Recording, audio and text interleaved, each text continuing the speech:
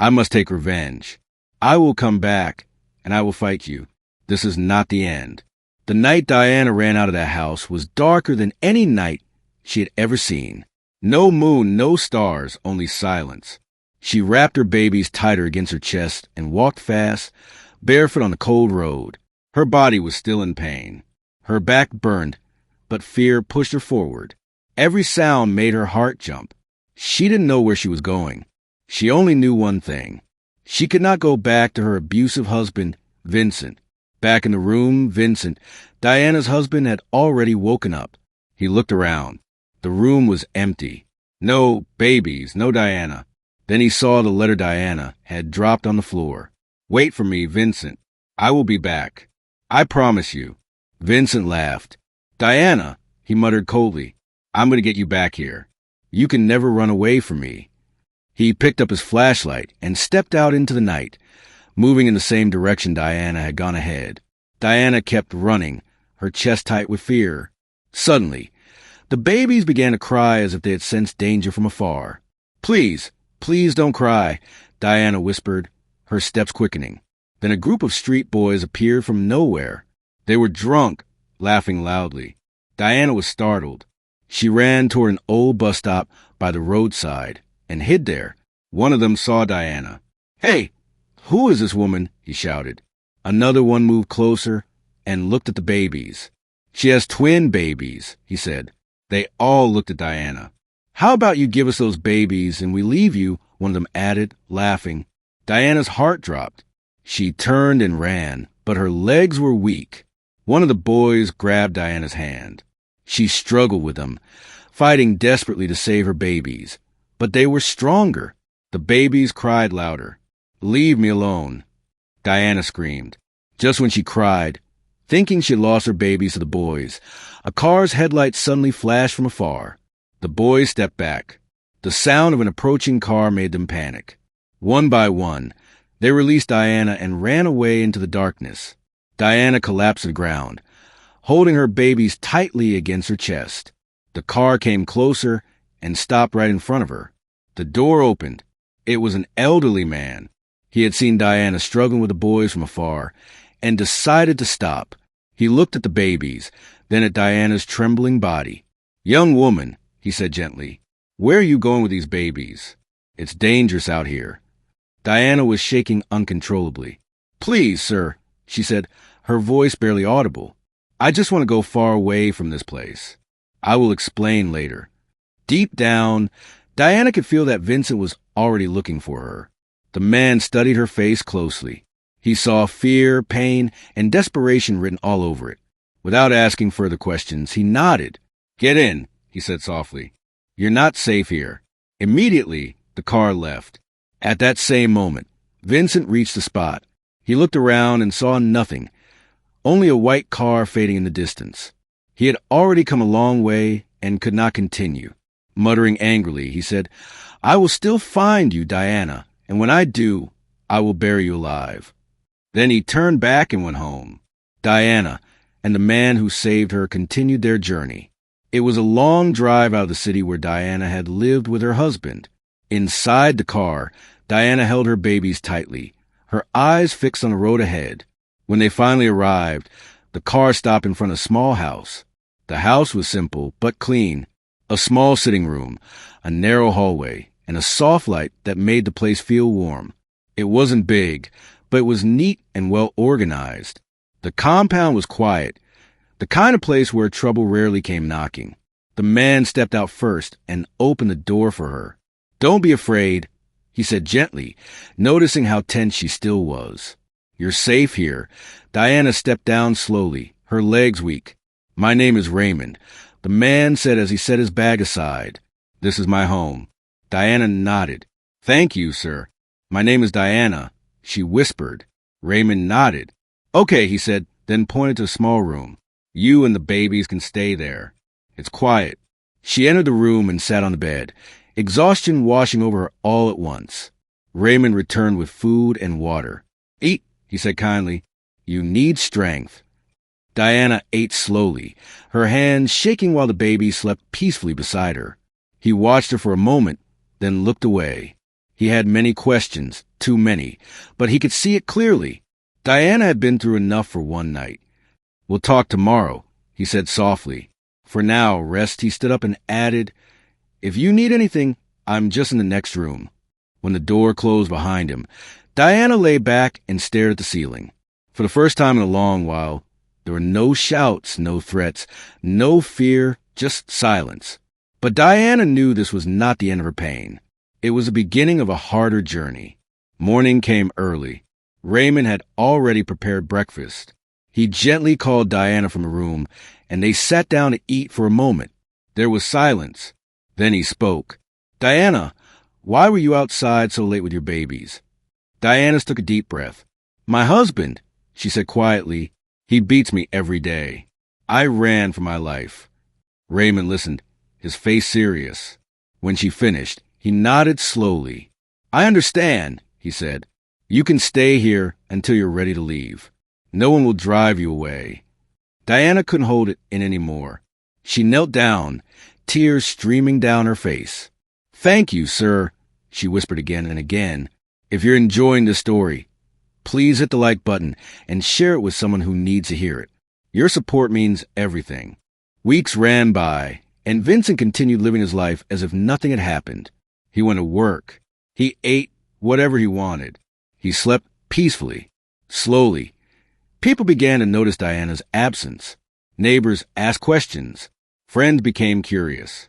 Even family members whispered, "Where's your wife?" They asked, "Where are the twins?"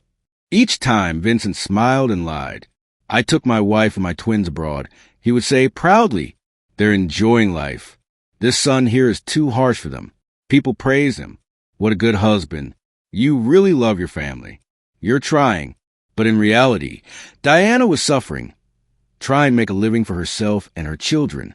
Only a few weeks earlier, she had started looking for a job to assist Raymond with money. He had been the only one providing, and it weighed heavily on her heart. That morning after Raymond left for work, Diana dressed up and stepped out to search for a job. Office after office rejected her. Each place asked the same question. "Madam, your results are good, but how many years of work experience do you have?" Diana had none. Vincent, her husband, had stopped her from working during their early years of marriage. So she answered honestly, "None." They all rejected her. She returned home broken, realizing she had made her worst mistake by listening to her husband. "Oh, God," she cried, her voice shaking. "How did I allow this man to destroy my future?" She wept bitterly, a first-class graduate reduced to despair. Knowing her only option now was to put her certificate aside and look for a minor job. She headed out again and was able to get one. But it was hard work, mixing cement, carrying blocks at a construction site. Every morning she left her babies with Raymond, who had now become more like a father to her. Then she went to the site, carrying blocks to the top of unfinished buildings and mixing cement under the hot sun. It wasn't easy on her, but she had no choice. She had to face her reality and make a living. Meanwhile, far away in another town, Vincent partied without a care. He moved from club to club, surrounded by girls, spraying money, drinking endlessly, and enjoying life to the fullest. Diana continued working every day. She pushed herself harder under the scorching sun, and every evening she returned to her babies, exhausted, aching but determined. She had been doing the job for 10 months, and it was already affecting her body. And just when she thought all hope was gone, that was when everything began to change. The engineer in charge of the building came to the site that day. She was a young lady. Her name was Grace.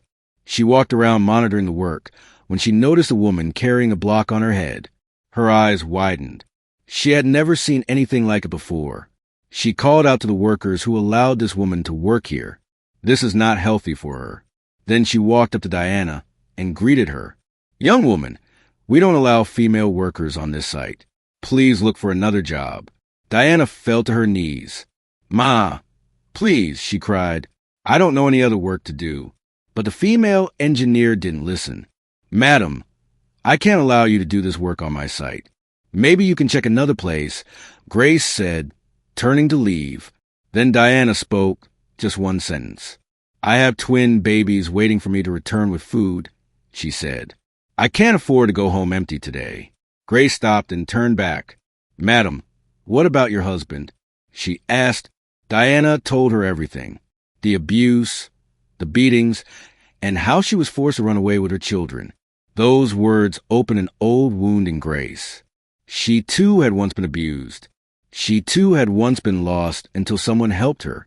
And she had promised herself that one day she would return the favor. As Diana finished her story, Grace knew that day had come. She brought out the money she had on her and handed it to Diana. Take this, she said gently.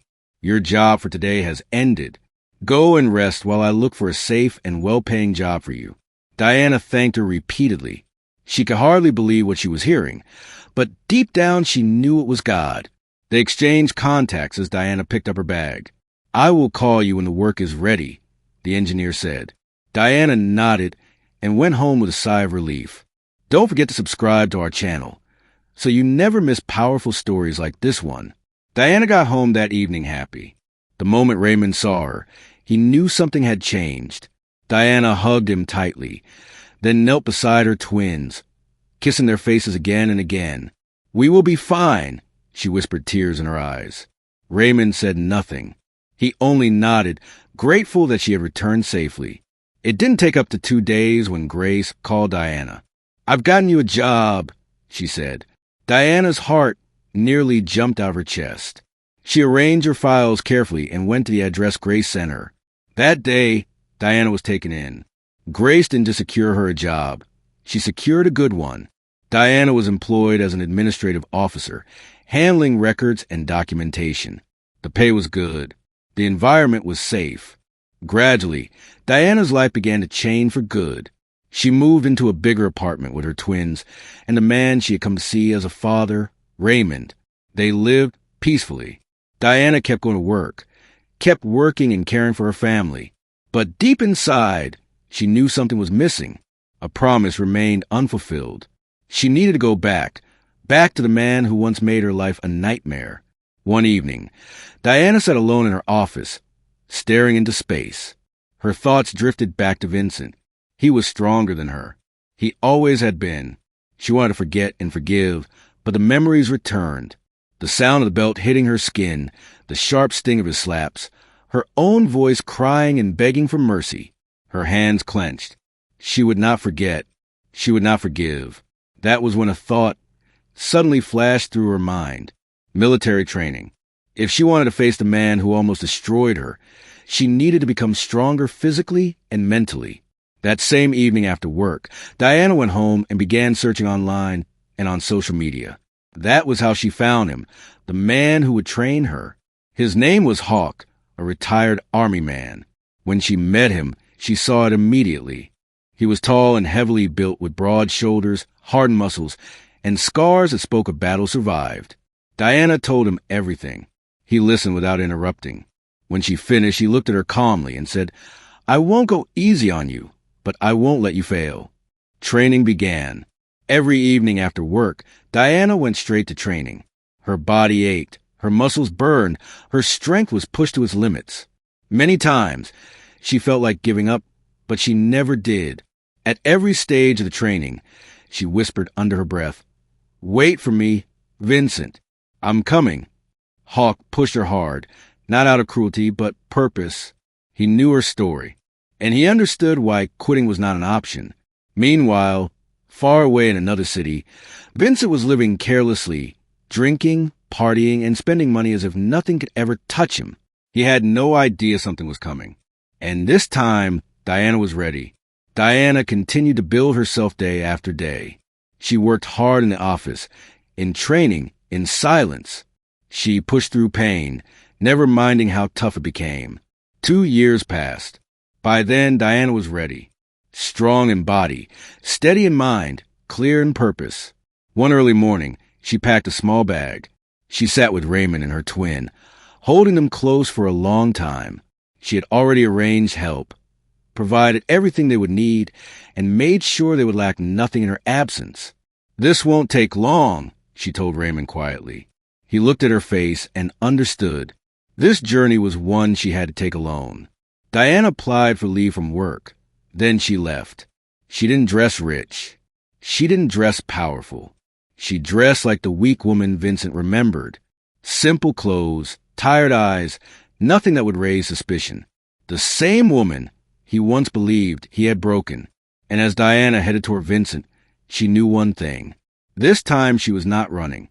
When Diana reached the house, it was quiet. Too quiet. Vincent was not at home. She sat outside and waited. Time passed slowly. The sun went down and night settled in. By the time Vincent finally returned, it was already late. The gate creaked as he stepped inside. Then he saw her. Diana. Vincent burst into laughter. "I thought you ran away," he mocked. "I told you would return, foolish woman. I told you no man would look at you, because you are useless." Diana stared at him calmly. "Open your door," she said quietly. "Let me go inside." Vincent froze for a moment, surprised by her tone. "How dare you talk when I'm talking?" he shouted. He raised his hand to slap her, but this time Diana caught his hand in midair. She didn't shout. She didn't insult him. She simply twisted his wrist slightly, took the key from his hand, and opened the door. Vincent stood there stunned, his mouth wide open, watching her walk into the house like she owned it. Then a slow smile spread across his face. "Diana," he said coldly, "you dare to hold my hand. You are finished." He stepped inside after her and slammed the door shut. Diana walked inside and sat on a chair. She crossed her legs calmly and looked around the room. The same room that once held her fear. Vincent followed her in, his face burning with anger. "How dare you?" he shouted. He turned suddenly and rushed toward the inner room, reaching for something to use on her. But he didn't know. Diana returned fully prepared. Vincent came back, holding the same belt he used to flog her back then. The sight of it made Diana's anger rise sharply. As Vincent moved closer, she stood up immediately. She knew it was time for war. He raised the belt to strike her just like before, but this time Diana grabbed the belt midair and pushed him hard. Vincent crashed to the floor. Before he could react, Diana rushed to the door and locked it on the floor. Vincent was confused. He didn't understand what was happening, but he could feel her strength. Diana returned with a chair, lifted him up with effort, placed him on it, and tied him tightly with a rope she had brought. That was when Vincent knew he was weak. Diana sat down in front of him and spoke calmly. "You know, in the few years I was away, I thought you might have changed," she said. "I told myself I would forgive you if you had truly changed." She leaned closer. "But you didn't. You still wanted to hit me. You didn't even ask about your children." Her voice hardened. "Vincent, you are heartless, and people like you deserve no mercy." Then she flogged him the same way he had flogged her. Vincent screamed. He begged. He cried. But Diana didn't listen. Slowly, she stopped. She untied him. But it was not over. From today, Diana said coldly, "You will not leave this house. The same way I served you, you will now serve me." She locked every door. Vincent cleaned the house every day. He washed plates. He cooked. He washed her clothes. He served her obediently. There was no escape. As he worked like a servant, tears rolled down his face. Now he understood how it felt. If this story is touching your heart, please comment below and let us know what you think. Your voice matters. 2 weeks later, Diana sat on the cushion like a boss, crossed her legs calmly, and arranged the papers with quiet precision. She looked at Vincent and said, "I'm ready to divorce you." Vincent was happy. He thought he was finally going to be free, but he had no idea what was about to happen. After filing the papers, Diana returned home to her children. She slept peacefully, waiting for the judgment date, but the court summoned them earlier than expected. That morning, Diana walked into the courtroom with calm confidence. When Vincent arrived and saw her, he froze. This was not the broken woman. He remembered. Diana looked stunning, elegant, composed, and powerful. Her simple outfit spoke wealth without shouting. Her face calm, her aura untouchable. Vincent swallowed hard. When did she become this woman? The room was silent. Every second felt heavy as they waited for the final judgment. Then the judge spoke, and in that moment Vincent's world collapsed. Almost all of Vincent's properties were awarded to Diana and her children, including his mansion. Vincent was left with only a few personal belongings. He sat there, his hands on his head, wishing it was all a dream. But it was too late. Diana knew there were still people who saw them as a perfect couple. People who admired them, not knowing the truth. She needed to clear the air. So she invited everyone, friends, family, neighbors, and those who had always praised Vincent. Diana told her story. She spoke about the abuse, the beatings, the fear, the pain she lived with in silence. The room fell quiet. People were shocked, disappointed, angry. They realized Vincent had lied to them all along. From that day, no one trusted him again. No one stood by him. No one came near him. Diana returned to her new family. The moment her twins saw her, they ran into her arms and hugged her tightly. Raymond also embraced her warmly. For the first time in years, Diana was truly happy. She could finally sleep peacefully. No fear, no pain, no trauma holding her down. Say no to domestic violence. Say no to bullying. Sometimes victims remain trapped in pain for years. They cannot forgive or forget easily, and they go through so much just to find justice. Dear viewers, did Diana do the right thing? If yes, tell us yes in the comments. If no, tell us what you think she could have done differently. We'd love to hear your perspective. Dear viewers, please subscribe for more interesting stories like this one. Hit the like button, share this video with someone who needs to see it, and hit the bell icon to get notifications anytime we post. Your support helps us continue sharing these important stories. Catch you in our next story. Bye.